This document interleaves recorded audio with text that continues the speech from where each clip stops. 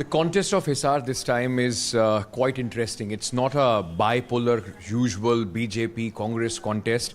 One of the richest women in Asia, Savitri Jindal ji, is here. She's a seasoned politician and she's fighting as an independent this time. Interesting story of how that happened, but in Hisar at this moment, it seems that it's just not triangular, but she has made it quite an interesting contest, and a lot of people think that she may mark the chances of the main political parties. She's joining us at this moment.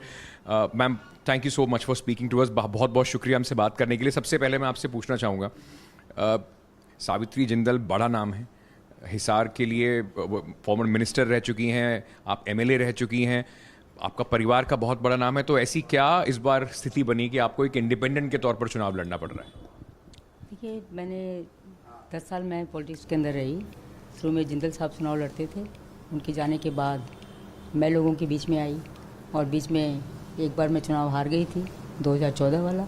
19 में फिर मैंने चुनाव नहीं लड़ा. अब क्या, मेरे सभी लोगों का यही राय थी सबकी कि आपको चुनाव लड़ना है, मेरे हिसार परिवार की. तो अब क्या, उनके कहने से मैं इस चुनावी मैदान में कूद पड़ी.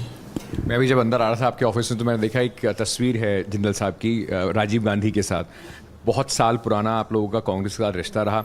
पिछले चुनाव में हमने देखा कि उस वक्त आप नवीन जिंदल जी भी और आप भी बीजेपी में शामिल हुए और अब आप वापस इंडिपेंडेंट लड़ रही हैं. तो क्या ये इसको बगावत के तौर पर देखा जाए बीजेपी के खिलाफ, और अगर आपको वापस आना था चुनाव लड़ने के लिए तो क्या कांग्रेस आपके लिए रास्ता नहीं?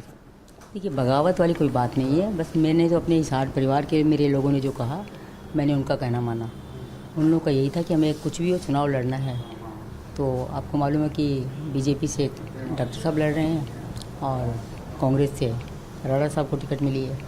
तो मेरे लोगों ने यही कहा कि भी चुनाव लड़ना ही लड़ना, छोड़ना नहीं है. तो इंडिपेंडेंट के अलावा और कोई चारा नहीं था. तो मैं उनके कहने से.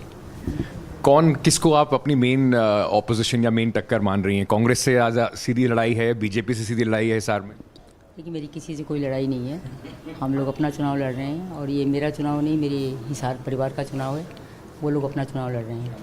तो आपको मजबूत स्थिति में देखा जा रहा है और कुछ लोग ये भी कह रहे हैं कि देखिए बीजेपी कहीं ना कहीं शायद चाहती थी कि आपको टिकट मिले, लेकिन अपने कैंडिडेट का टिकट नहीं काट पाए. तो अगर उनके कैंडिडेट कमज़ोर पड़ते हैं तो सावित्री जी जीत भी जाएंगी तो बीजेपी का समर्थन करेंगी? नहीं, अभी तक ऐसा कुछ भी सोचा नहीं है और ये मेरा हिसार परिवार निर्णय लेगा कि क्या करना है. मैं तो इस समय हिसार परिवार की तरफ से ही उनकी प्रत्याशी हूँ. उन्होंने मुझे चुनाव मैदान में खड़ा किया है और वही मेरा चुनाव भी लड़ रहे हैं.